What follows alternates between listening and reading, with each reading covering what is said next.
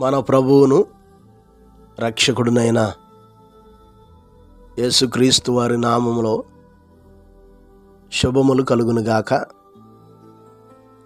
నేటి వాక్య ధ్యానము యెహెజ్కేలు గ్రంథము 15వ అధ్యాయము 8వ వచనం.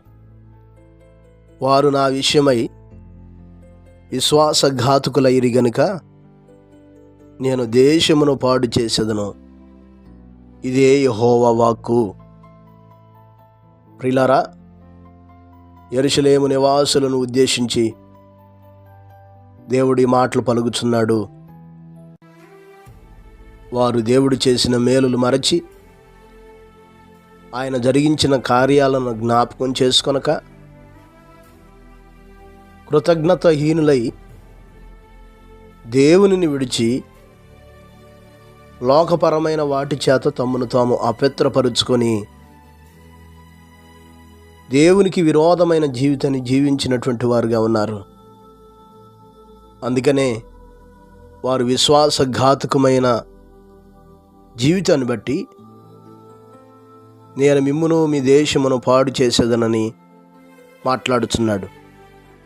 14వ అధ్యాయం 13వ వచనం మనం చదివితే, నరపుత్రుడా, ఏ దేశమైతే విశ్వాసఘాతుకమై నా దృష్టికి పాపము చేసినదో దానికి నేను విరోధినై ప్రాణాధారమగు ఆహారము లేకుండా చేసి కరువు పంపించి మనుషులను పశువులను నిర్మూలము చేయుదును.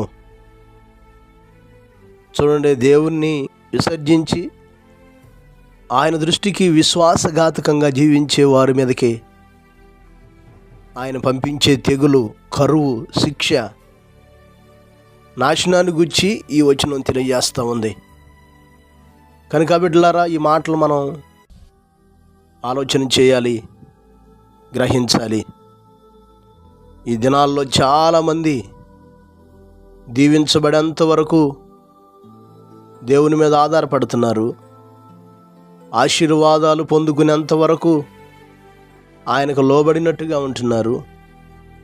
గొప్ప చేయబడేంత వరకు ఆయన సన్నిధిని కనిపెట్టుకుంటున్నారు.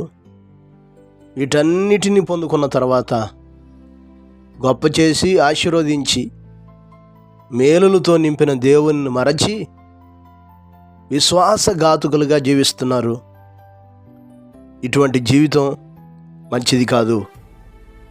వారు ఎన్నటికీ ఎదగలేరు.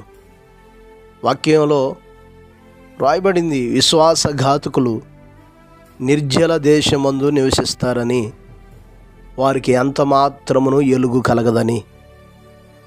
ఈరోజు మరి ఈ మాటలు వింటున్న నీ స్థితి ఎలాగుంది? దేవుని జ్ఞాపకం చేసుకుంటున్నావా? దేవుని కార్యాలను స్మరించుకుంటున్నావా? అన్ని వేళలా దేవుని పట్ల కృతజ్ఞత కలిగి జీవిస్తున్నావా? ఆలోచన చేసుకుందాం. నిజమైన దేవుని బిడ్డలో వాక్యంలో రాయబడినట్టు మాట చేత కానీ క్రియ చేత కానీ మనమే ఏమి చేసినా క్రీస్తు ద్వారా దేవునికి ఎల్లప్పుడూ కృతజ్ఞతాపూర్వకమైన జీవితాన్ని జీవించాలి. దేవుని పట్ల ఎల్లప్పుడూ స్తుతించే జీవితాన్ని కలిగి ఉండాలి. కనుక మనం ఆలోచన చేసుకుందాం.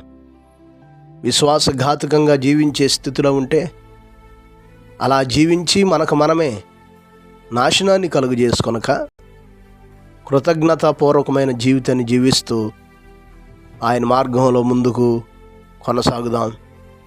అట్టి కృపను దేవుడు మనకు దయచేయునుగాక. పరిశుద్ధుడా, గొప్ప దేవుడా, సర్వాధికారి, మీ స్తోత్రాలయ్యా.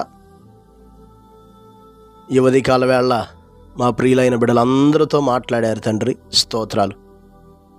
ఈ మాటలు వీక్షిస్తున్న ప్రతి నీ బిడ్డను జ్ఞాపకం చేసుకోండి ఆయన. బలహీనులుగా ఉన్నవారిని బలపరచండి, అస్వస్థతగా ఉన్నవారిని స్వస్థపరచండి. అనేకమైన ఊబుల్లో, సమస్యల్లో కూరుకుపోయినటువంటి బిడ్డలకు విడుదల దయచేయండి తండ్రి. ఈ రోజంతా మీ సన్నిధిని తోడుగా ఉంచండి.